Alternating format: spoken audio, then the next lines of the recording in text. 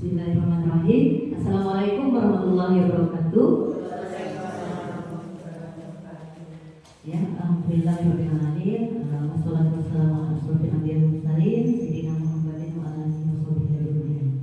Ibu kepala sekolah yang saya hormati serta rekan-rekan guru yang saya hormati.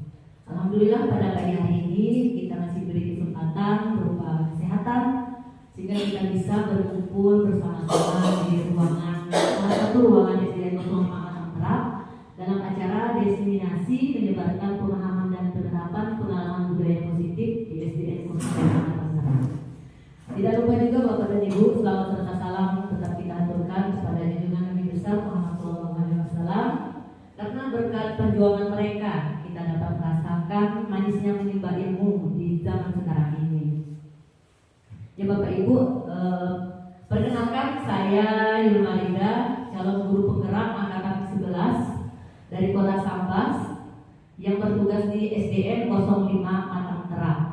Dan pada hari ini sedikit grogi ya Bapak Ibu ya, soalnya baru pertama kali tampil di depan, dan yang di depan saya merupakan senior-senior yang lebih hebat lagi seperti ini.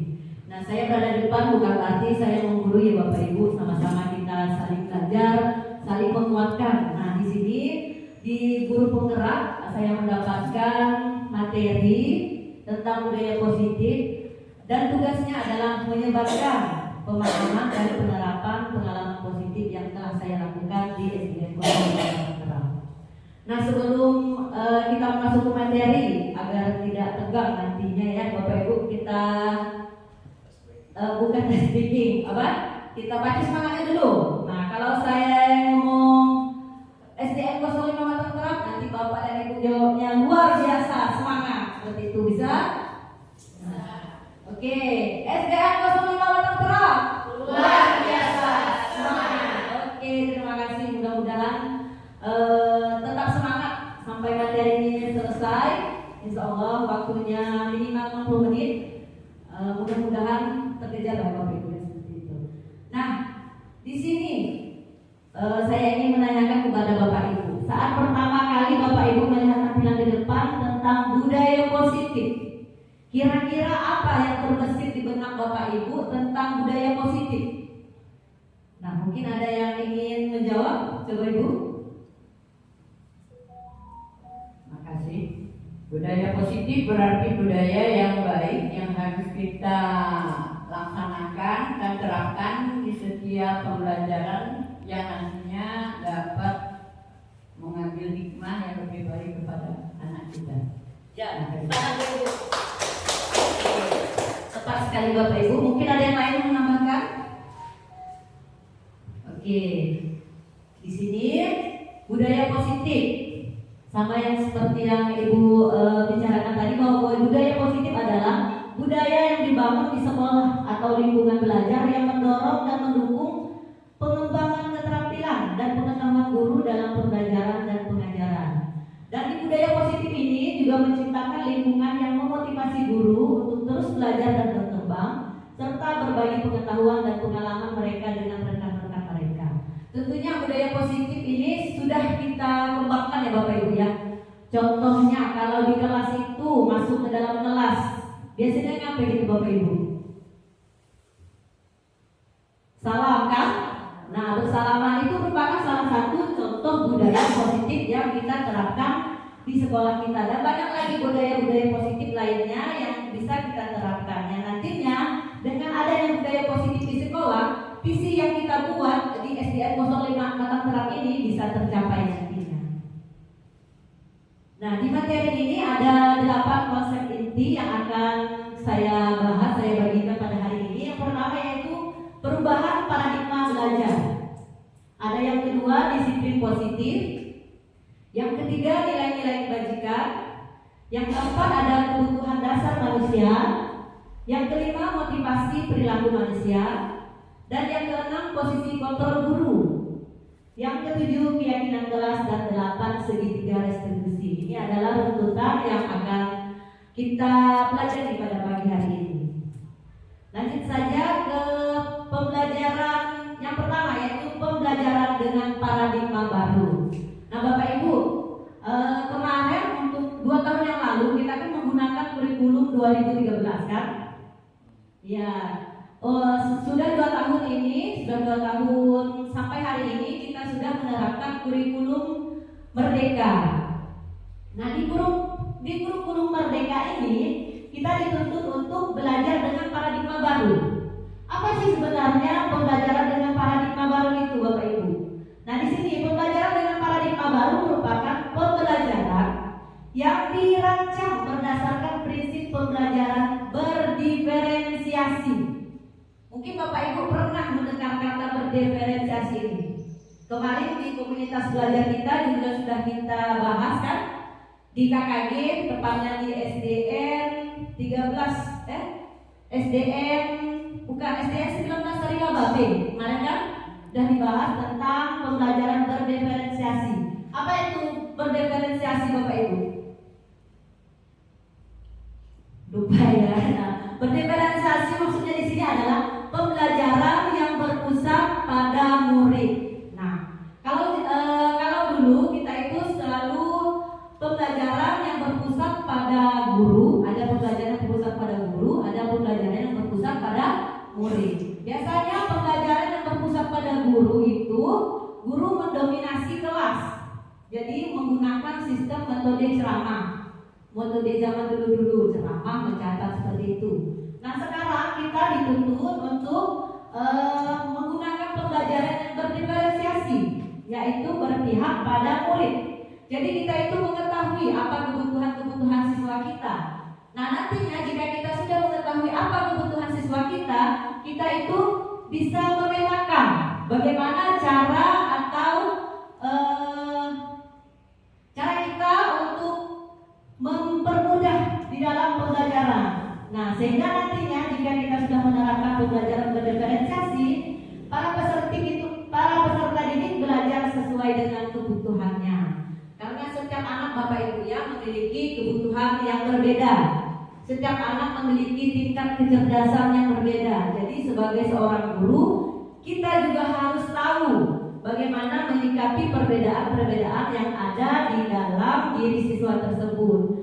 Sama halnya dengan filosofi Bapak pendidikan kita, yaitu Bapak Ki Hajar Dewantara, bahwa beliau mengatakan pembelajaran itu harus berpusat pada murid, tentunya ya Bapak Ibu ya. Nah dengan pembelajaran berpusat pada murid, nantinya kita bisa mengetahui apa yang diperlukan oleh siswa kita. Dan berdasarkan tahap perkembangan yang sesuai dengan teori psikologi modern untuk mewujudkan profil pelajar Pancasila. Nah mungkin kemarin waktu kita diskusi tentang penyampaian visi juga sudah dijelaskan ada dimensi di profil pelajar Pancasila. Di profil pelajar Pancasila ini ada 6 dimensi ya Bapak Ibu ya. Yang pertama ada beriman, bertakwa kepada Tuhan yang Maha Esa dan berakhlak mulia. Nah tentunya kita sebagai seorang guru harus bisa menciptakan siswa-siswa kita itu, memotivasi siswa-siswa kita itu agar mereka itu beriman dan bertakwa kepada Tuhan yang Maha Esa. Dan dimensi yang kedua di sini ada berkebinekaan global. Nah, di berkebinekaan global di sini kita sebagai seorang guru itu harus memperkenalkan Bapak Ibu, memperkenalkan kebudayaan, khususnya kebudayaan yang ada di Kabupaten Sambas. Nah, jangan sampai orang Sambas itu tidak mengerti adat istiadat, budaya dan lain sebagainya tentang daerahnya. Apalagi kita sebagai warga Indonesia itu memiliki kebudayaan yang sangat banyak, sangat beragam. Nah, di situ kita harapkan nantinya dengan siswa sudah belajar tentang kebudayaan, nanti mereka akan berpikir berkebinekaan global. Selanjutnya dimensi yang ketiga ada bergotong royong. Nah bergotong royong ini berarti bukan hanya sekedar bergotong royong membersihkan lingkungan, bukan seperti itu Bapak Ibu ya. Itu sekadar salah satu dari penerapan bergotong royong. Bergotong royong di sini bermaksud kita itu saling berkolaborasi antara guru dan siswa, siswa dan guru, kemudian antar warga sekolah lainnya, agar visi yang kita buat itu bisa tercapai nantinya. Selanjutnya dimensi yang keempat ada kreatif. Nah, dengan pembelajaran yang berpusat pada murid, nantinya kita itu bisa mengembangkan apa sih bakat dan minat siswa, yang nantinya siswa itu bisa menjadi siswa yang kreatif. Dimensi yang kelima yaitu bernalar kritis. Nah, kita harapkan nanti dengan kita sudah memenuhi kebutuhan siswa, nantinya siswa itu akan lebih berpikir kritis, dan terakhir yaitu mandiri, pastinya bisa menyikapi apa permasalahan yang akan mereka lakukan. Seperti itu Bapak Ibu. Oke. Ya Bapak Ibu, selanjutnya di sini ada miskonsepsi tentang teori kontrol. Nah, di sini ada kekeliruan tentang teori. Yang pertama yaitu ilustrasi guru mengontrol murid. Nah, Bapak Ibu, kita kan merasa kita ini guru kan? Kita itu berhak mengontrol siswa. Siswa harus itu, ini dan lain sebagainya, seperti itu. Memang seperti itu, saya juga seperti itu Bapak Ibu.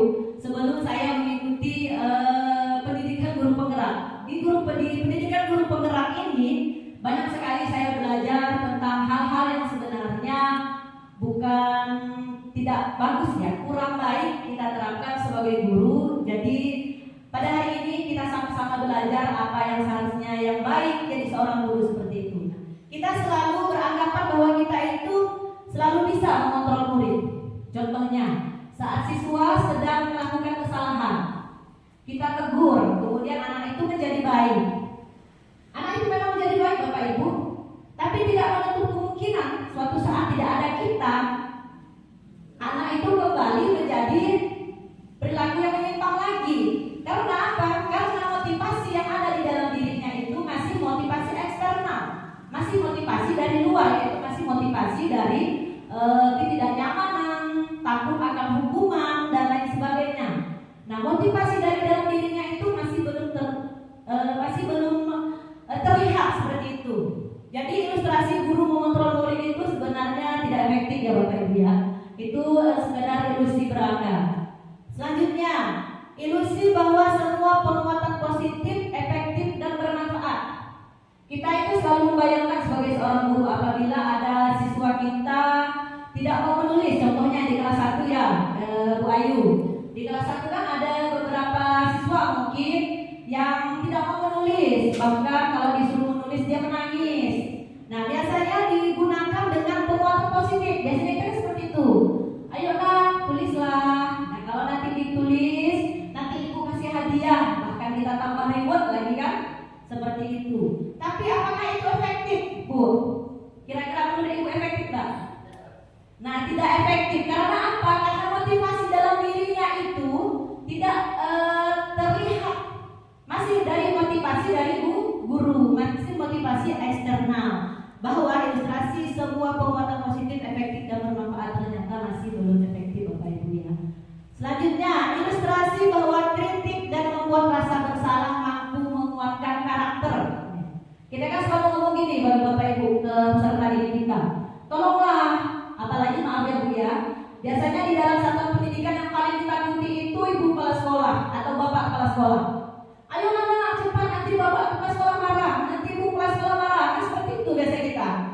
Nah, biasanya Bapak Ibu ternyata dengan membuat rasa bersalah ini kita menciptakan karakter siswa yang gagal. Karena dia merasa tidak berguna, dia merasa mengecewakan seseorang, terutama gurunya. Contohnya saat siswa melakukan kesalahan, tidak membawa peralatan lengkap ke sekolah, contohnya tidak menggunakan sepatu. Ayo mana, cepat pakai sepatu. Nanti ibu kena marah oleh kepala sekolah, katanya gurunya kan seperti itu. Nah, jadi anak itu merasa bersalah.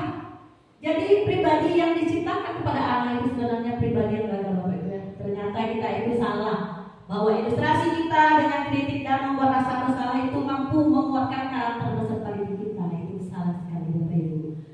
Selanjutnya, ilustrasi bahwa orang dewasa itu berhak memaksa. Nah, kita merasa kita itu guru, kita paksa-paksa mereka. Mereka memang mau Bapak Ibu, mau dia. Kita suruh memungut sampah, kita suruh bersihkan halaman, bersihkan WC, mau dia, kita paksa. Tapi Saat tidak ada lagi kita di dekat mereka, mereka itu kembali ke pribadi mereka. Karena apa? Karena motivasi intrinsik dari dalam dirinya itu masih belum ada. Nah, jadi tugas kita Bapak Ibu di sini sebagai guru, bagaimana kita itu memotivasi siswa agar motivasi intrinsiknya itu keluar tanpa adanya faktor eksternal tadi, hukuman, reward dan lain sebagainya. Ini sekitar tentang miskonsepsi tentang teori kontrol. Oke, lanjut. Nah, selanjutnya, bagaimana seseorang bisa berubah dari paradigma stimulus respon kepada pendekatan teori kontrol? Di sini ada Stephen R. Covey itu mengatakan bahwa bila kita ingin membuat kemajuan perlahan, pelan-pelan, lambat-lambat, sedikit-sedikit ubahlah sikap dan perilaku Anda. Disuruhnya kita buat mengubah perilaku kita. Kalau kita ingin berubah sedikit, kita kalau ingin berubah perlahan. Namun bila kita ingin memperbaiki cara utama kita, maka kita itu perlu mengubah kerangka acuan kita, cara pandang kita. Ubahlah bagaimana kita melihat dunia, bagaimana kita berpikir tentang manusia. Ubahlah paradigma kita, kemudian skema pemahaman dan penjelasan aspek-aspek tertentu tentang realitas. Nah, di sini ada beberapa contoh tentang mengubah paradigma stimulus respon ke pendekatan teori kontrol. Nah, di sini jika kita ingin menjadi pribadi yang bisa mengubah pemikiran kita, tentunya kita berubah dari stimulus respon ke teori kontrol. Yang pertama, nampak Bapak Ibu ya, realitas atau kebutuhan kita sama. Kalau dulu kita itu memandang bahwa kebutuhan kita itu sama Bapak Ibu, paling kita butuh makan, rasa disayang, kebutuhan dasar kita seperti itu sama. Tapi mulai sekarang kita berubah. Coba pola pikir kita diubah menjadi realitas kebutuhan kita itu berbeda. Nah, kalau Bapak Ibu setuju yang mana? Setuju yang stimulus atau teori kontrol? Bagus mana ini? Teori kontrol, realitas kebutuhan kita berbeda. Betul Bapak Ibu. Salah satu contoh siswa kita. Nah, siswa kita memiliki kemampuan yang berbeda, otomatis kebutuhan pembelajarannya juga berbeda, seperti itu. Yang kedua, semua orang melihat hal yang sama. Nah, betul.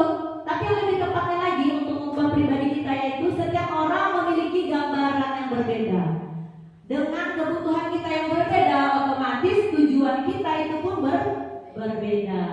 Nah, selanjutnya kita mencoba mengubah agar orang berpandangan sama dengan kita. Kadang-kadang kita selalu memaksakan seseorang untuk selalu melihat pendapat kita dan lain sebagainya. Nah, mulai sekarang coba kita berubah untuk kita berusaha memahami pandangan orang lain tentang dunia. Nah, jadi di sini ada istilah apa? Ada istilah berusaha memahami pandangan orang tentang dunia, memahami di sini, bisa memahami siswa, memahami rekan-rekan yang ada di sini, boleh seperti itu. Selanjutnya, berperilaku buruk dilihat sebagai suatu kesalahan. Nah, kalau kita melihat, kalau dulu kan kita selalu memandang bahwa kalau yang buruk itu kesalahan. Nah, mulai sekarang mari kita berubah bahwa semua perilaku itu memiliki tujuan Bapak Ibu. Salah satunya siswa saat siswa nakal pun sebenarnya mereka memiliki tujuan. Mungkin tujuannya apa Bapak Ibu? Salah satu kebutuhan dasarnya mungkin tidak terpenuhi. Mungkin kebutuhan dasar rasa diterima, berarti di sekolah dia mulai nakal, mulai minta cari perhatian. Ya, semuanya perilaku itu memiliki tujuan. Yang selanjutnya, orang lain bisa mengontrol saya. Nah, orang lain boleh untuk mengontrol saya, maunya gimana? Nah, mulai sekarang berubah, hanya Anda yang bisa mengontrol diri Anda. Jadi di sini, Bapak Ibu, mau enggak saya kontrol? Bapak Ibu harus sini. Gak mau kan? Nah, mulai sekarang berubah, hanya kita yang bisa mengontrol diri Anda. Mengontrol ya Bapak Ibu, bukan melaksanakan tugas. Nah, seandainya kalau melaksanakan tugas, kalau tugas itu baik, walaupun kita tidak setuju, ya tetap harus kita laksanakan. Selanjutnya, saya bisa mengontrol orang lain. Nah, saya bisa mengontrol orang lain. Jadi di sini dia berkuasa, bisa mengontrol orang lain. Mulai sekarang kita ubah pola pikir kita menjadi Anda tidak bisa mengontrol orang lain. Karena yang bisa mengontrol diri kita adalah diri kita sendiri. Oke, selanjutnya, pemaksaan ada pada saat bujukan gagal. Betul tak Bapak Ibu? Kita bujuk siswa kita, setelah kita bujuk, dia tidak mau ngasih. Kadang kita marah kan? Kita paksa dia mau. Anak itu memang mau Bapak Ibu, mau dia disuruh. Tapi maunya itu hanya dasar karena adanya motivasi dari guru tadi. Guru yang menyuruh takut kena hukuman dan lain sebagainya. Selanjutnya, hal yang harus kita lakukan yaitu kolaborasi dan konsensus menciptakan pilihan-pilihan baru. Nah, nanti kita bisa berkolaborasi. Tentunya kalau di guru SD kan ada guru BK Bapak Ibu ya. Nah, kalau di SMP, SMA itu ada guru BK yang bisa diajak berkolaborasi tentang siswa. Selanjutnya yang terakhir, model berpikir menang dan kalah. Kalau dulu kita selalu berpikir kalau kita berhasil menyuruh siswa melaksanakan sesuatu, berarti kita menang. Siswa kita itu kalah. Nah, tapi mulai sekarang kita berpikir model berpikir menang-menang. Maksudnya di sini kita berhasil menyuruh siswa dan siswa pun berhasil mendapatkan jati dirinya karena adanya motivasi intrinsik yang terdapat dalam dirinya. Nah, selanjutnya, masih semangat Bapak Ibu? Masih semangat. Coba kita tes semangatnya. Masih ingat? Oke, SDN 05. Luar biasa. Nah, masih ingat semangat. Coba sekali lagi. SDN 05. Luar biasa semangat. Nah, harus semangat Bapak Ibu ya nantinya. Jadi nama SDN 5 tertera itu memang tergantung dari kita ya Bapak Ibu ya sebagai tenaga pendidiknya. Nah, selanjutnya di sini ada disiplin positif. Disiplin positif. Kata disiplinnya. Saya takut sekali Bapak Ibu. Biasanya dengan kata disiplin ini terkait dengan apa Bapak Ibu? Waktu. Terus aturan, kan? Disiplin itu biasanya berkaitan dengan waktu, aturan. Biasanya kalau berkaitan dengan aturan itu ada apanya Bapak Ibu? Ada konsekuensi yang harus kita ambil. Apa konsekuensinya? Misalnya, kalau peraturan sekolah kan datang tepat waktu seperti itu. Konsekuensinya kalau tidak datang tepat waktu, nah nanti mendapatkan hukuman dan lain sebagainya. Itu biasanya yang terbesit dalam diri saya tentang kata disiplin di sini. Di sini ada disiplin positif. Nah, disiplin yang berasal dari kata disiplina yang artinya belajar. Disiplin mengacu pada disiplin diri yang memiliki tanggung jawab terhadap apa yang dilakukannya berdasarkan nilai-nilai yang diyakini. Nah, nilai apa yang kita yakini? Selanjutnya, disiplin positif. Nah, merupakan salah satu cara penerapan disiplin yang bertujuan untuk menumbuhkan kesadaran serta memberdayakan peserta didik tanpa imbalan penghargaan atau reward, ancaman atau hukuman. Nah, intinya kita itu menciptakan bagaimana motivasi intrinsik yang ada di dalam diri siswa itu bisa ada dan bisa terlihat dan bisa selamanya mereka miliki. Nah, sebagai pendidik tujuan kita adalah menciptakan peserta didik yang memiliki disiplin diri sehingga mereka berperilaku mengacu kepada nilai-nilai kebajikan universal dan memiliki motivasi intrinsik dalam perubahan perilaku yang lebih baik. Nah, di sini sama-sama ya Bapak Ibu ya kita terapkan disiplin baik dari siswa maupun dari guru semua. Semuanya kita berusaha. Tidak ada usaha yang hari ini kita usahakan bisa langsung jadi. Semuanya pasti memerlukan waktu. Nah, selanjutnya ada nilai-nilai kebajikan. Nilai-nilai kebajikan. Saya melihat nilai-nilai kebajikan baru di guru penggerak ini Bapak Ibu. Apa sih nilai-nilai kebajikan? Baru pernah mendengar kata-kata ini itu apa sebenarnya. Nah, ternyata Bapak Ibu, nilai-nilai kebajikan adalah nilai yang disepakati bersama lepas dari suku bangsa, agama, bahasa maupun latar belakangnya. Nah, contoh nilai kebajikan ini saya mengambil di modul ada 6. Di sini saya mengambil 3 contoh nilai kebajikan yang ada di institusi atau organisasi. Nah, kalau di profil pelajar Pancasila, apa sih nilai kebajikan yang harus ada? Nah, yang pertama tadi, beriman, bertakwa pada Tuhan Yang Maha Esa dan berakhlak mulia. Selanjutnya ada berkebinekaan global, bergotong royong, mandiri, kreatif, dan bernalar kritis. Itu nilai-nilai kebajikan yang harus ada di profil pelajar Pancasila. Selanjutnya nilai kebajikan yang ada di organisasi IBO, Primary Youth Program atau PYP. Di sini nilai kebajikannya ada toleransi, rasa hormat, integritas, mandiri, menghargai, antusias, empati, pengetahuan, ada kreativitas, kerjasama, percaya diri, dan komitmen. Nah, itu yang ada pada organisasi PYP. Selanjutnya di organisasi keterampilan hidup atau life skill.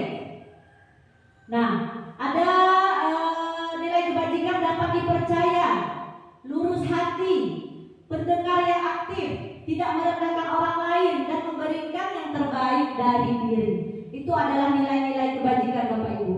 Nah, untuk apa sih nilai kebajikan ini? Nilai-nilai kebajikan inilah nantinya yang akan kita buat salah satu referensi untuk kita membuat keyakinan kelas atau kesepakatan kelas kita nantinya. Kita ambil nilai kebajikan ini, kemudian kita buat kegiatan apa yang ingin kita lakukan. Seperti itu. Nanti kita bahas di keyakinan kelas. Nah, selanjutnya ada kebutuhan dasar manusia. Kira-kira menurut Bapak Ibu, kebutuhan dasar kita itu apa Bapak Ibu? Coba. Nah, Bapak Ibu apa? Makan. Bu Nestir? Bertahan hidup, makan. Makan, bertahan hidup. Ibu Novi? Kasih sayang. Ibu Pak Gusmerin, kebutuhan kita itu apa? Nah, kebutuhan rasa diterima. Betul sekali Bapak Ibu. Nah, kebutuhan dasar manusia. Berarti kebutuhan dasar manusia adalah segala sesuatu yang kita lakukan untuk mendapatkan apa yang kita inginkan. Nah, apa yang kita inginkan itu merupakan kebutuhan dasar kita. Kebutuhan dasar kita tidak hanya sekedar ingin makan, minum, dan sebagainya. Banyak Bapak Ibu. Dan sudah kita lakukan sebenarnya, tapi belum kita pahami yang itu kebutuhan dasar apa, yang ini kebutuhan dasar apa, ya seperti itu. Nah, seluruh tindakan yang kita lakukan itu memiliki tujuan tertentu. Dan semua usaha terbaik yang kita lakukan adalah dalam rangka agar kebutuhan dasar kita terpenuhi dengan baik. Ya. Sama halnya yang tadi saya jelaskan, saat anak melakukan kesalahan seperti itu, sebenarnya salah satu kebutuhan dasar anak tersebut mungkin tidak terpenuhi. Jadi dia mengambil celah di mana dia merasa diterima dan lain sebagainya. Selanjutnya, nah ini dia 5 kebutuhan dasar manusia, Bapak Ibu. Ya sama di guru penggerak juga saya baru mengetahui ternyata kita itu memiliki 5 kebutuhan dasar manusia. Kebutuhan yang pertama tentunya tadi yang sudah disebutkan oleh Bapak Ibu, bertahan hidup. Kita sebagai manusia itu tentunya perlu makan, pakaian, tempat tinggal, keamanan, kesehatan. Nah, sekarang kita refleksi dari kegiatan pembelajaran kita. Ada nggak siswa Bapak Ibu yang di sekolah suka ngantuk? Ada nggak? Ada. Nah, pernah nggak Ibu menelusuri apa sih penyebab mereka mengantuk di sekolah? Nah, kurang tidur. Berarti kebutuhan dasar bertahan hidup di sini mereka tidak terpenuhi. Mungkin saat pergi ke sekolah anak itu tidak sarapan kan?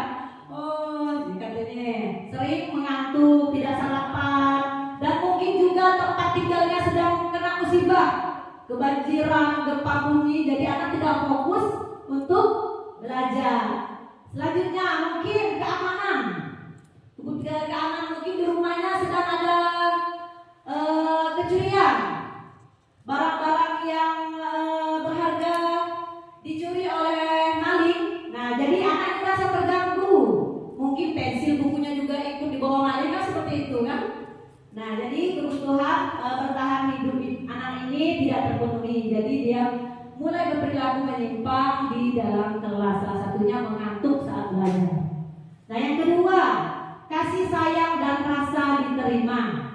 Ini yang menurut pengalaman saya mengajar ya Bapak Ibu ya, memang ada anak yang kurang kasih sayang dan rasa diterima di rumah itu memiliki dampak yang besar saat mereka di sekolah. Terutama anak yang ditinggal oleh orang tuanya ke negeri seberang. Nah, biasanya kan Bapak Ibu di sini yang lebih kenal kan ke Malaysia, ke luar negeri, ke Arab Saudi mungkin. Nah, ini jiran tadi. Kasih sayang di apa saja yang ada di kebutuhan kasih sayang dan rasa diterima. Ada rasa diterima, dipedulikan, berbagi, kerjasama, menjadi bagian dalam kelompok. Nah, menjadi bagian dalam kelompok. Di sini Bapak Ibu, pernah tidak Bapak Ibu melihat membagi kelompok dan Bapak Ibu itu melihat ada salah satu siswa itu tidak ikut bergabung dengan teman yang lainnya? Pernah ya? Sering sekali Bapak Ibu, di kelas saya juga ada yang seperti itu. Mengapa? Karena salah satu dari siswa tersebut itu merasa tidak diterima oleh teman-teman yang lain. Jadi dia merasa terkucilkan. Ya udahlah, walaupun dia satu kelompok, tapi dia minder dari kelompok-kelompok yang lainnya. Betul Bapak Ibu? Nah, betul sekali. Nah, mungkin tadi rasa kasih sayang dan rasa diterima itu tidak terpenuhi. Jadilah dia siswa yang minder dengan teman-temannya. Nah, selanjutnya ada kebutuhan dasar manusia penguasaan. Penguasaan di sini ada harga diri, keinginan untuk dianggap, memimpin, berprestasi, diakui dan didengar. Nah, kurang kan depan. Dan didengar. Nah, kita refleksi lagi kegiatan belajar kita. Pernah nggak Bapak Ibu melihat siswa saat kita mengajukan pertanyaan langsung jawab saya bu, seperti itu? Pernah kan? Nah, anak seperti itu sebenarnya mereka sedang memenuhi kebutuhan dasar penguasaan. Mereka itu ingin dianggap, mereka itu ingin didengar, mereka itu ingin berprestasi seperti itu. Nah, ini kebutuhan dasar yang penguasaan. Selanjutnya kebutuhan dasar kebebasan. Di dalam kebutuhan dasar kebebasan di sini ada mandiri, memiliki pilihan, mencoba hal baru, mampu mengendalikan arah dirinya. Nah, kadang Bapak Ibu ya, termasuk saya juga seperti itu di dalam kelas. Kalau siswa kita itu mulai ribut dan lain sebagainya, apalagi sedang diskusi, kita sering marah Bapak Ibu ya. Nah, sebenarnya itu cara mereka untuk mengeksplor apa saja yang ada di dalam pikiran mereka. Tapi kitanya yang risih. Nah, mulai dari sekarang kita berubah bersama-sama untuk memahami kebutuhan dasar anak tentang kebebasan. Kebebasan untuk berpikir, kebebasan untuk menyampaikan pendapat mereka. Nah, yang terakhir kebutuhan dasar tentang kesenangan. Kesenangan di sini ada bermain, ada humor, antusiasme, dan tertawa. Nah, tentunya dalam kegiatan pembelajaran, kalau dulu kita menggunakan pembelajaran tempo dulu menggunakan ceramah dan lain sebagainya. Nah, mulai sekarang kita berubah ke guru yang lebih kreatif. Tentunya bisa menggunakan metode-metode, tidak hanya harus menggunakan fokus teknologi dan sebagainya. Masih bisa kita menggunakan alat peraga manual, tapi kegiatan pembelajarannya diselingi dengan kegiatan bermain, humor dan lain sebagainya. Jadi di dalam kelas itu anak tidak tegang dan tidak merasa terkekang saat belajar. Nah, pernah nggak Bapak Ibu berpikir saat anak pergi ke sekolah, sebenarnya anak pergi ke sekolah itu kira-kira yakin nggak Bapak Ibu 100% itu benar-benar kemauan dari mereka? Yakin nggak 100% memang murni dari dalam hati mereka? Tidak Bapak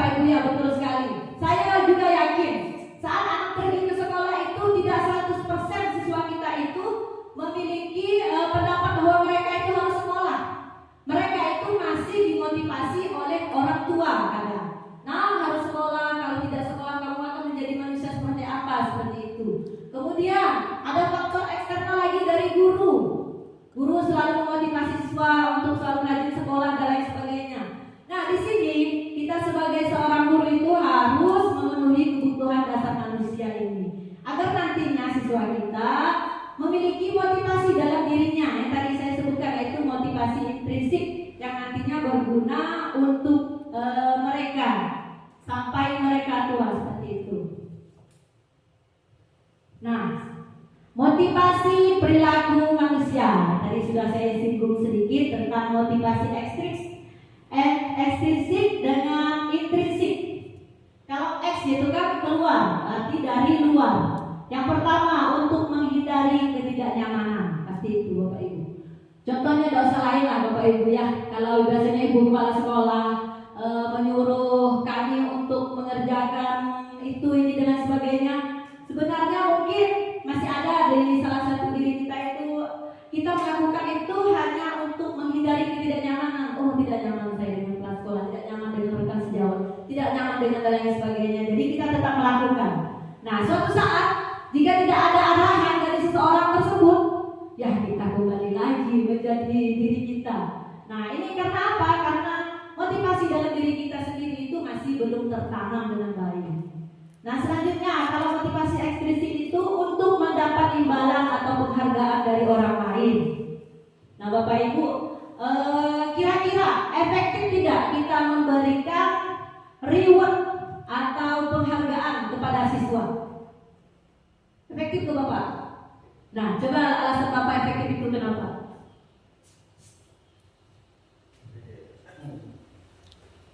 Artinya kita kalau untuk mendapatkan imbalan bukan berarti kita memberinya uang ataupun berupa barang lainnya, tapi penghargaan berupa kita memuji siswa kita bahwa mereka itu melakukan hal yang terbaik. Nah, tepuk tangan dulu untuk Pak Kesakan ini. Dulu. Mungkin ada yang pendapat yang lain? Ibu? Oke. Nah, Bapak Ibu, untuk mendapat imbalan atau penghargaan dari orang lain. Dulu saya berpikir juga seperti itu Bapak Ibu. Dengan kita memberikan anak imbalan. Nah, siapa yang bisa menjawab nanti Ibu beri permen. Sampai ada yang dapat gelaran Pak Beng-Beng katanya. Karena dia selalu memberikan reward anak siapa yang bisa maju ke depan diberi roti Beng-Beng.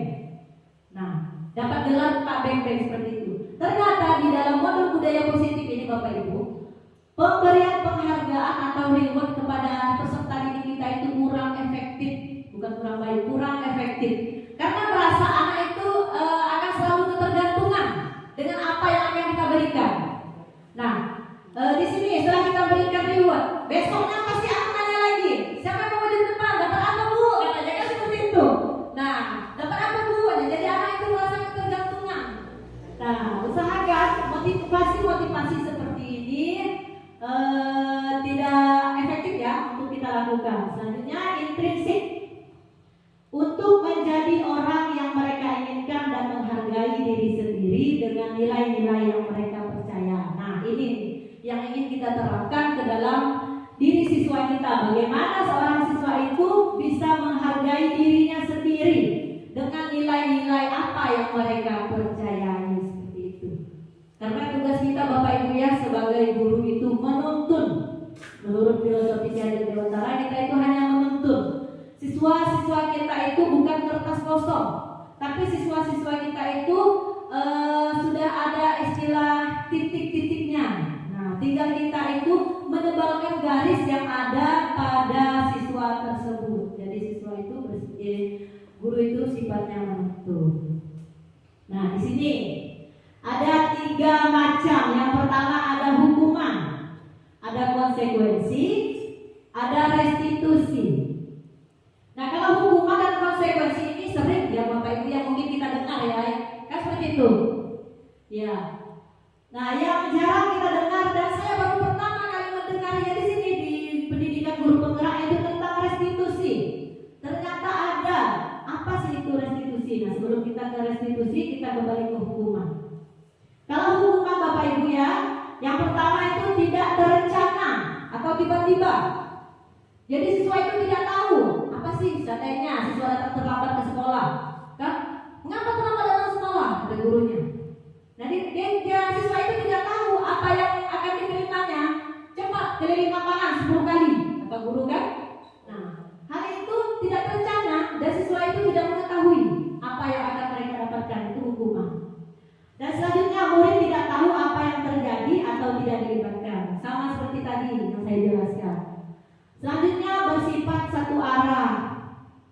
hanya guru yang mendominasi, tidak lagi mengklarifikasi mengapa datangnya bisa terlambat seperti itu. Dan yang terakhir berupa hukuman fisik dan psikis. Betul tidak Bapak Ibu? Betul sekali, saya juga menerapkan kalau yang kemarin-kemarin sama seperti itu. Nah, berarti mulai dari sekarang kita mulai merubah cara mengajar kita, pola pikir kita tentang pendidikan. Berupa hukuman fisik dan psikis. Maksudnya di sini kita itu menghukum siswa secara fisik. Contohnya apa Bapak Ibu kalau secara fisik? Nah, mukul, betul. Nah, kalau psikis? Perasaan, biasanya dengan ucapan ya Bapak Ibu ya. Dengan ucapan. Kadang kita kan suka ngomong, kau bodoh lalu, kan seperti itu kan? Nah, sering kita ngomong seperti itu biasa menanamkan sesuatu yang tidak dilupakan oleh siswa. Sampai saat ini Bapak Ibu ya, berbagi sedikit pengalaman. Waktu saya di SMA, saya tidak lulus di mata pelajaran fisika. Karena saya memang kurang di mata pelajaran fisika.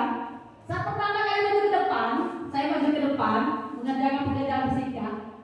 Sampai ingat saya sampai hari ini, guru itu ngomong, masa ngerjakan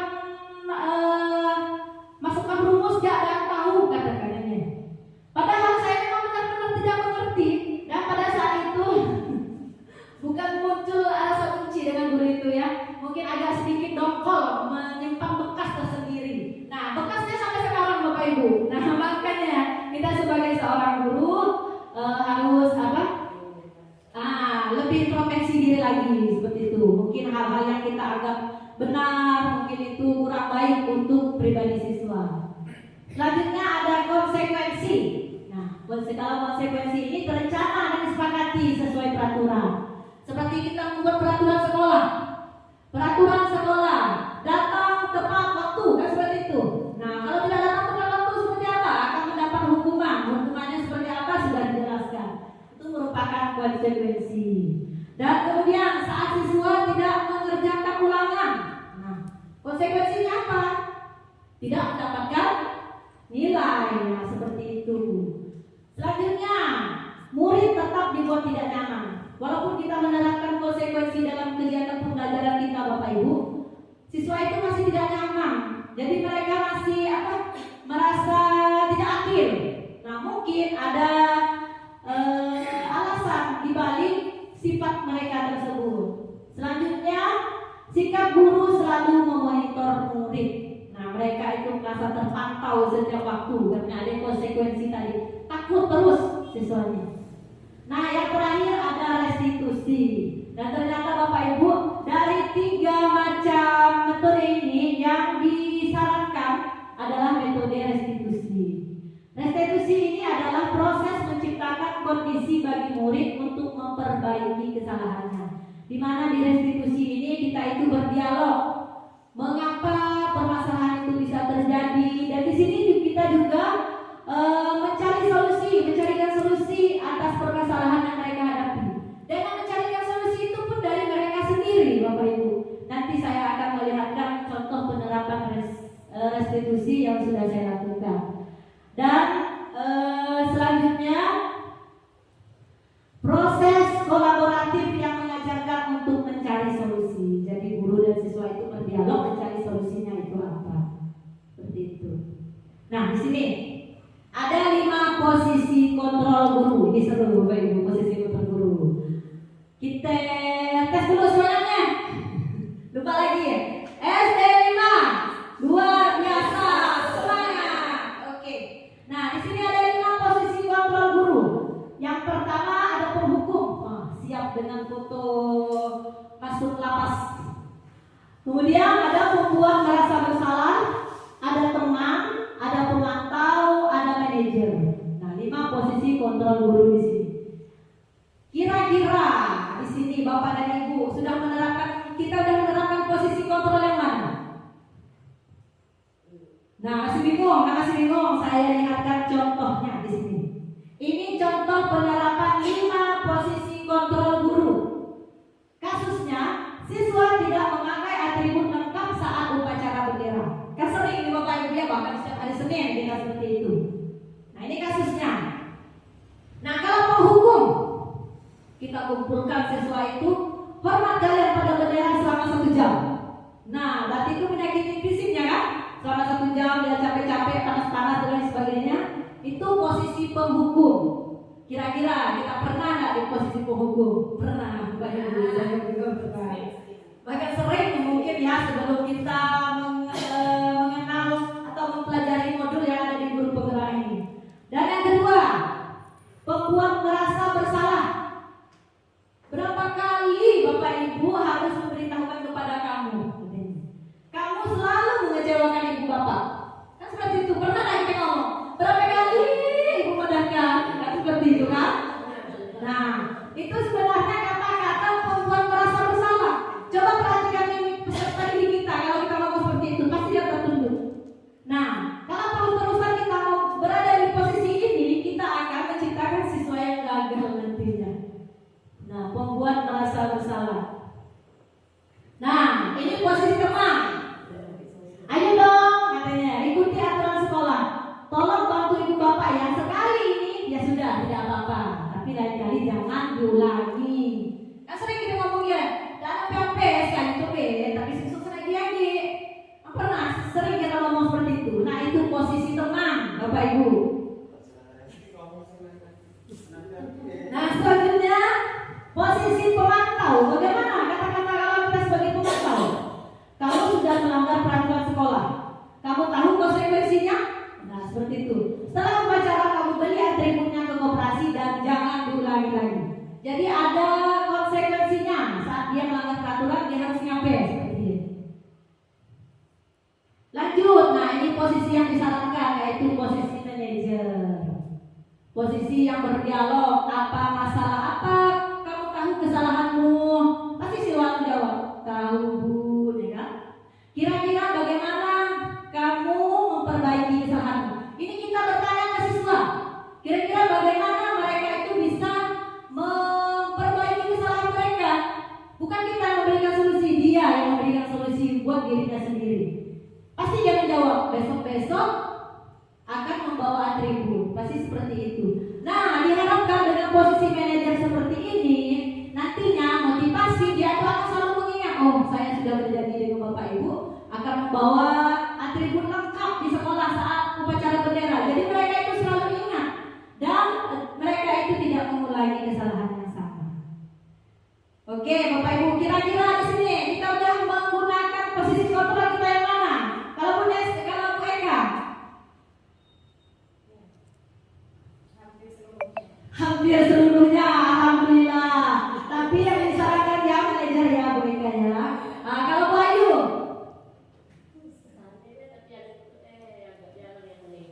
Nah, kalau yang manajer ini saya pun baru menemukan di guru penggerak ini Bapak Ibu. Nah, nanti sama-sama kita melakukan perbaikan secara perlahan-lahan. Kita memperbaiki sikap dan perilaku atau metode pengajaran kita yang diinginkan Bapak Ki Hajar Dewantara itu seperti apa nantinya.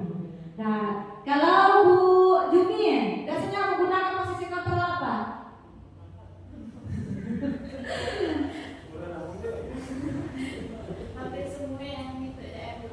Nah, hampir semua di penghukum merasa bersalah dan selain sebagainya pernah manajer yang belum nanti kita terapkan. Nah, di sini Bapak Ibu ada kuis. Nah, di sini ada kuis.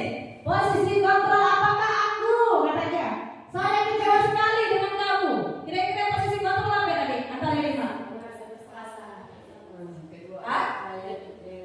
Yang mana? Merasa bersalah. Coba kita lihat betul atau salah. Betul, tepuk tangan buat Bu Nesi. Nah, selanjutnya posisi kontrol apakah aku? Kamu tidak pernah benar melakukannya. Nah, berhukum, betul, tepat sekali. Selanjutnya posisi kontrol apakah aku? Apa rencanamu untuk menyelesaikan masalah ini? Nah,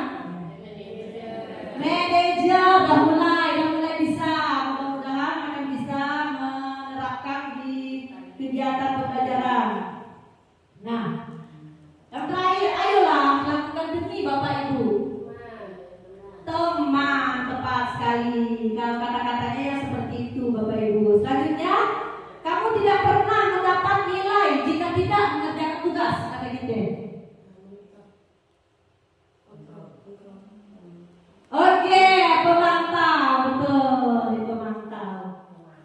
Nah, kira-kira Bapak Ibu tadi udah kita jelas 5 posisi kontrol guru. Nah, mudah-mudahan posisi kontrol guru yang disarankan adalah manajer. Perlahan-lahan kita perbaiki cara kita menangani siswa. Nah, di sini lanjut tentang keyakinan kelas. Nah, di sini ada pertanyaan pemantik. Mengapa keyakinan kelas? Mengapa bukan peraturan kelas? Apa sih perbedaannya seperti itu? Ada yang ingin menjawab? Nah, coba Ibu. Dicoba Bu. Menurut Ibu ada apa? Mengapa keyakinan tidak peraturan? Mengapa keyakinan kelas? Mengapa bukan peraturan kelas? Keyakinan kelas berarti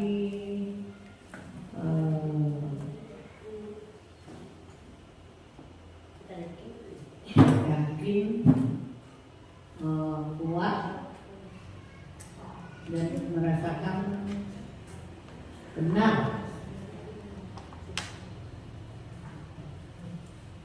dari segala sesuatu yang kita lakukan. Ya, betul. Oke, tepuk tangan dulu Bapak Ibu, tangan semua plus. Nah, pas sekali ya Bapak Ibu ya, mengapa keyakinan kelas dan mengapa peraturan kelas? Nah, di sini dijelaskan. Karena keyakinan kelas itu terbentuk atas kesepakatan bersama antara murid dan dibimbing oleh guru. Dan keyakinan kelas itu merupakan hasil diskusi dan mufakat bersama antara siswa dan guru. Apa saja yang akan menjadi aturan, poin yang akan dimasukkan ke dalam keyakinan kelas serta konsekuensi yang diterima apabila salah satu siswa di dalam kelas itu melanggar keyakinan tersebut. Nah, itu keyakinan. Keyakinan itu dibuat oleh bersama guru dan siswa. Hasil mufakat mereka terapkan itu merupakan keyakinan mereka di dalam kelas. Sementara peraturan kelas itu biasanya dibuat oleh guru, dibuat oleh sepihak tanpa menanyakan atau berdiskusi dengan siswa kita. Nah, tanpa memberikan reward atau punishment ditentukan oleh guru, hanya oleh sepihak. Seperti itu Bapak Ibu. Nah, di sini ini adalah salah satu contoh pembentukan keyakinan kelas. Kemarin kami sudah membentuk keyakinan kelas di kelas 5. Saya mengajar di kelas 5. Membentuk keyakinan di kelas 5, di mana di sini metode saya mengumpulkan bersama-sama siswa, yaitu dengan membagikan secari kertas, kemudian siswa-siswa menuliskan keyakinan apa atau peraturan apa yang ingin mereka buat di dalam kelas mereka yang nantinya dapat mereka yakini sebagai keyakinan kelas. Nah, di sini mereka menuliskan bermacam-macam. Siswa saya ada 26, berarti ada 26 yang mereka tuliskan, dan itu merupakan salah satu contoh. Ini siswa, 2 orang itu siswa mengumpulkan kertas dan satu siswa itu membaca apa yang temannya lakukan. Dan saya mengelompokkan apa-apa saja keyakinan kelas, sehingga terbentuklah seperti ini. Saya satukan semua apa-apa yang ingin mereka tuliskan. Jadilah kesepakatan kelas 5 yang pertama, yaitu disiplin dan tepat waktu, kata. Disiplin ini tidak hanya disiplin dari berpakaian, disiplin saat belajar dan lain sebagainya. Kemudian yang kedua ada jujur dalam bertindak, jadi tidak boleh bohong kalau di sekolah di kelas katanya. Yang selanjutnya menjaga kebersihan kelas. Nah, lanjut lagi ya, izin saat keluar dari ruang kelas. Ini ada salah satu siswa inisiatif nih. Kan kadang ada siswa yang langsung nyelonong keluar, nyelonong masuk ke permisi. Nah, di sini mereka membuat izin saat keluar dari ruang kelas. Jadi anak-anak saat keluar ruangan, dia itu mereka izin. Kalau tidak ada guru di dalam kelas, mereka izin dengan ketua kelas. Kemudian saling menghormati. Nah, apalagi Bapak Ibu ya, di sini anak-anak kita itu sering sekali mengejek-ngejek teman dan lain sebagainya. Nah, di sini mereka membuat kesepakatan untuk saling menghormati.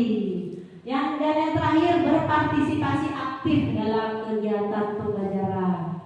Maksudnya anak itu tidak selalu anak yang pintar, anak sebagainya. Yang lain pun harus ikut berpartisipasi aktif dalam kegiatan pembelajaran. Ini bisa Ibu buat nantinya. Ini contoh kesepakatan kelas 5, kelas 1, kelas 2, 3, 4, 6 nanti boleh membuat kesepakatan kelas. Tentunya harus dibimbing oleh guru, apalagi yang kelas 1, 2, 3 ya Bapak Ibu ya. Kan masih anak-anak sekali. Nah, paling tidak saat kita membuat kesepakatan itu harus ada mereka. Jadi saat mereka ada itu mereka tahu, oh ternyata ini. Jadi mereka itu meyakini. Nah, dengan mereka meyakini tadi diharapkan motivasi yang ada di dalam diri anak tersebut bisa terkeluar, bisa tercipta nantinya. Nah, bagaimana cara pembentukan keyakinan kelas? Yang pertama, bersifat abstrak. Nah, terserah kita Bapak Ibu. Yang kedua, berupa pernyataan yang universal, yang umum. Gak usah muluk-muluk kalau kita buat keyakinan peraturan kelas. Biasanya kalau peraturan sekolah kita kan panjang gitu Bapak Ibu ya. Panjang sampai ke bawah. Kalau peraturan kelas ya cukup yang simple-simple aja. Kemudian dibuat dalam pernyataan positif. Nah, ini yang penting Bapak Ibu. Kemarin saya buatnya pakai pernyataan yang negatif. Contoh pernyataan negatif ini seperti ini. Tidak boleh membuang sampah sembarangan. Nah, itu pernyataan negatif. Tidak boleh tadi. Kita ubah ke pernyataan positif menjadi apa kira-kira? Buanglah sampah pada tempat. Nah, betul, tepat sekali Ibu. Buanglah sampah pada tempatnya. Kemudian kadang apa? Biasanya siswa kan tidak kepikiran untuk langsung membuat pernyataan positif. Nah, tugas kita sebagai guru itu membimbing mereka bagaimana cara mereka menyampaikan bisa membuat pernyataan positif. Boleh ditampung semua, tidak apa-apa. Dia menggunakan tidak boleh berkeliaran, boleh. Tinggal nanti kita bersama-sama mengubah pernyataan negatif menjadi pernyataan positif. Dan yang keempat, cara membentukkan keyakinan kelas sedikit saja, agar mudah diingat. Kalau kebanyakan nanti penuh semuanya, siswa pun lupa. Seperti itu. Selanjutnya sesuai dengan kondisi kelas dan sekolah sehingga mudah diterapkan. Gak usah kita berpatokan dengan kelas atau sekolah yang maju dan lain sebagainya. Kita berpatokan dengan sekolah kita, dengan kelas kita, sehingga keyakinan yang kita buat itu bisa kita terapkan. Dan yang terakhir caranya, semua warga sekolah kelas dilibatkan saat membuat keyakinan. Nah, harus semuanya Bapak Ibu ya, siswa itu masuk. Dikhawatirkan kalau ada salah satu tidak masuk, nanti waktu dia melakukan pelanggaran, nah dia tidak tahu konsekuensi yang harus dia dapatkan seperti itu. Nah, mengapa keyakinan bukan peraturan Bapak Ibu? Saya contohkan seperti ini. Saat kita mengendarai sepeda motor, kita menggunakan apa itu Bapak Ibu? Helm, betul sekali, menggunakan helm. Kira-kira Bapak dan Ibu kalau menggunakan helm itu untuk apa alasannya? Untuk keselamatan, untuk tidak ditangkap polisi. Bahkan seperti itu kan? Nah, kalau alasan Ibu untuk tidak ditangkap polisi, takut ditilang polisi Bu, nanti bayarnya mahal. Nah, seperti itu. Berarti itu masih motivasi eksternal ke internal. Nah, tepat sekali Bapak Ibu. Eksternal berarti masih motivasi dari luar. Mungkin saat tidak ada polisi berjaga di jalan, kita kembali tidak menggunakan helm. Nah, saat kita menggunakan helm, alasannya untuk keselamatan, berarti motivasi yang ada di dalam diri Ibu, Bapak Ibu itu sudah merupakan motivasi intrinsik. Nah, motivasi itulah yang harus kita jaga dan harus kita terapkan. Karena Bapak Ibu ya, tidak bisa kita itu mengubah seseorang kecuali orang tersebut ingin merubah dirinya sendiri, seperti itu. Nah, di sini yang terakhir ada segitiga restitusi. Apa itu segitiga restitusi? Nah, gambarnya segitiga. Wah, baru pertama saya melihat. Saya juga bingung bagaimana ini, apa ini dan lain sebagainya. Nah, ternyata segitiga restitusi adalah suatu proses dialog yang dijalankan oleh guru agar dapat menghasilkan murid yang mandiri dan bertanggung jawab. Nah, diri tadinya yang dia melakukan kesalahan, kita bertanya kembali, apa yang dapat kamu lakukan saat kamu agar kesalahan tersebut tidak terulang kembali? Ya seperti itu. Nah, segitiga restitusi di sini ada 3 ya. Yang pertama menstabilkan identitas. Nah, berdasarkan prinsip, kalau menstabilkan identitas ini berdasarkan prinsip membuat kesalahan adalah bagian dari proses pembelajaran. Bahwa kalau siswa itu membuat kesalahan itu merupakan suatu proses pembelajaran. Seperti kata-kata seperti ini boleh nanti Bapak Ibu kita menanyakan kepada siswa. Berbuat salah itu wajar, atau tidak ada manusia yang sempurna, atau ibu bapak guru juga pernah melakukan itu. Selanjutnya ibu atau bapak tidak mau mencari siapa yang salah, tapi di sini ibu ingin memberikan solusi dari permasalahan ini. Atau boleh kita menggunakan kata kamu berhak merasa begitu. Berarti kita itu menstabilkan identitas anak. Yang tadinya anak itu merasa marah, merasa dan lain sebagainya, identitas anak itu menjadi stabil. Nah, selanjutnya di segitiga restitusi ada validasi tindakan yang salah. Kita juga harus memvalidasi tindakan yang salah. Apa itu? Berdasarkan prinsip. Nah, setiap perilakunya berupaya memenuhi suatu kebutuhan tertentu. Yang saya sebutkan tadi. Mungkin karena anak berbuat salah tadi, salah satu kebutuhan dasar mereka itu tidak terpenuhi.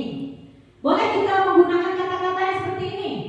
Kamu pasti punya alasan mengapa melakukan itu. Coba cerita nak dengan ibu, boleh seperti ini. Nanti anak akan bercerita masalahnya seperti apa dan lain sebagainya. Boleh juga menggunakan padahal kamu bisa melakukan hal yang lebih buruk dari ini ya. Contoh saat anak sedang berkelahi, kan? Bu dan sebagainya. Kamu kan pernah bisa melakukan yang lebih besar lagi dari dia. Kemudian selanjutnya kamu patut bangga karena telah melindungi sesuatu yang penting buat kamu. Atau yang terakhir kamu melakukannya karena mempertahankan sesuatu yang penting bagimu. Itu boleh menggunakan kata-kata yang itu berarti kita membenarkan tindakan anak yang salah. Membenarkan dulu. Tadi yang pertama kita menstabilkan. Sekarang yang kedua itu kita membenarkan dulu tindakan yang salah. Jadi anak itu udah mulai udah mulai kalau marahnya tadi yang level 10 sekarang udah level 5, 4, mulai adem seperti itu. Karena ada yang istilahnya menekannya. Selanjutnya yang terakhir, nah ini yang intinya yaitu menanyakan keyakinan. Berdasarkan prinsip apa? Prinsip teori kontrol bahwa pada dasarnya kita itu termotivasi secara intrinsik. Dan pada dasarnya kita itu tidak bisa mengubah diri orang lain. Hanya kita yang bisa mengubah diri kita sendiri. Contohnya bisa menggunakan kata ini. Apa keyakinan kelas kita nak? Nah, jadi saat anak berkelahi tadi, dia keyakinan kelasnya apa? Mungkin ada keyakinan kelas yang sesuai. Jadi anak-anaknya, oh ternyata ini tidak boleh karena di keyakinan kelas sudah kami sepakati bahwa berkelahi itu tidak boleh. Atau anak datang terlambat. Oh, tadi kan ada keyakinan kelas datang tepat waktu. Berarti saya ini tidak melaksanakan keyakinan kelas. Kemudian boleh juga menggunakan nilai-nilai apa yang disepakati bersama. Nah, di sini nilai apa yang disepakati bersama. Selanjutnya seperti apa gambaran sebuah kelas yang ideal menurut kamu. Dan yang terakhir kamu ingin menjadi orang yang seperti apa. Boleh kita menggunakan kata-kata seperti itu, menanyakan keyakinan. Nah, di sini setelah menanyakan keyakinan, nanti siswa itu akan memberikan jawaban atas permasalahannya sendiri. Anak-anak tahu sebenarnya Bapak Ibu. Cuma kadang-kadang dia merasa malu. Dan kita juga sebagai ilustrasi tadi, kita selalu berilustrasi bahwa kita ini bisa mengontrol siswa. Ya seperti itu. Nyatanya tadi, nah yang bisa mengontrol saya adalah diri saya sendiri. Oke, ini contoh penerapan segitiga restitusi yang saya adakan dengan anak kelas 5 Bapak Ibu. Nah, senyum-senyum lah ada ke videonya. Nah, kasus mencontek saat ulangan.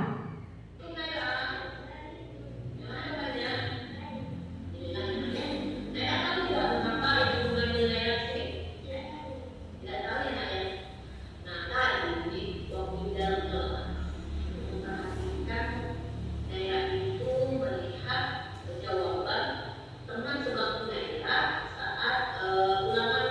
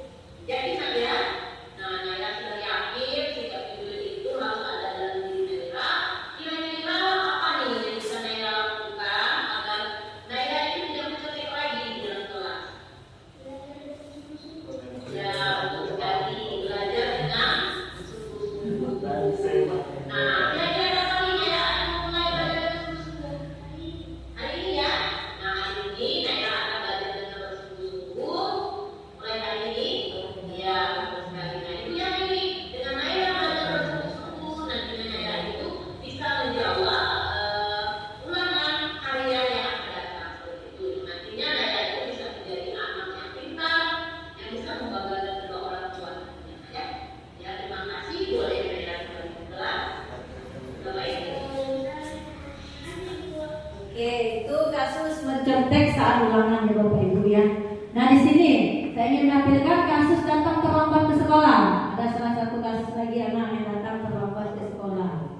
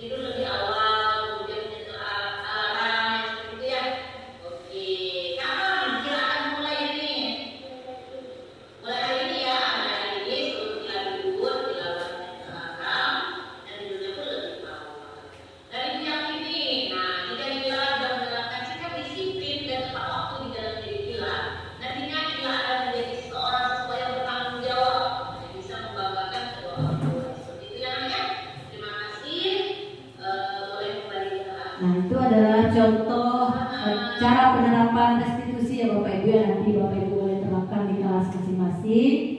Nah di sini saya ingin perlihatkan umpan balik siswa kita seperti apa Bapak Ibu.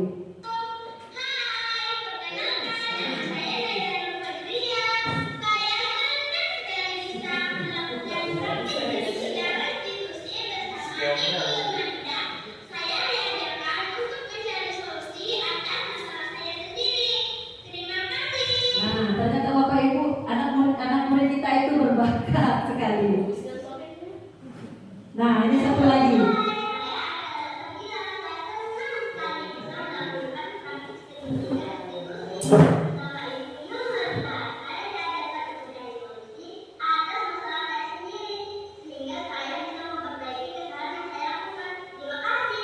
Oke, terima kasih juga. Nah, ya Bapak Ibu, begitulah cara kita menerapkan segitiga restitusi. Kita berikan mereka, kita berdialog, berdiskusi bersama siswa, kita berikan mereka pertanyaan-pertanyaan yang nantinya biarkan mereka sendiri mencari solusi atas permasalahan. Kita sebagai guru itu hanya menuntun ya Bapak Ibu ya. Nah di sini kita sudah berada di akhir kegiatan.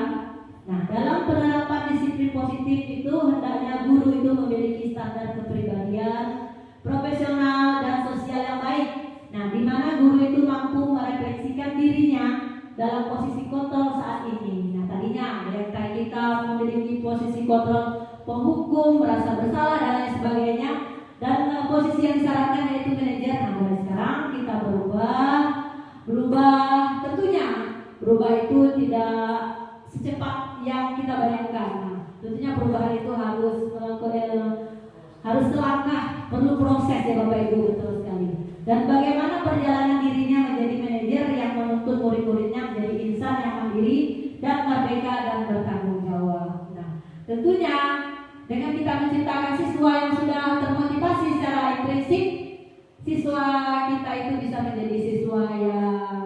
mandiri, kreatif, memiliki profil belajar Pancasila ya Bapak Ibu.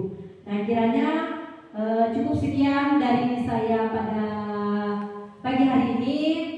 Saya berterima kasih kepada Bapak Ibu yang sudah meluangkan waktu. Mudah-mudahan apa yang kita pelajari hari ini bisa kita terapkan di kegiatan pembelajaran kita.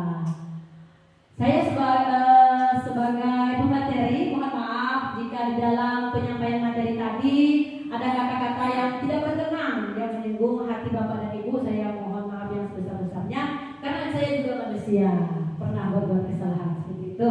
Dan akhiri, assalamualaikum warahmatullahi wabarakatuh. Kita akhiri dengan bacaan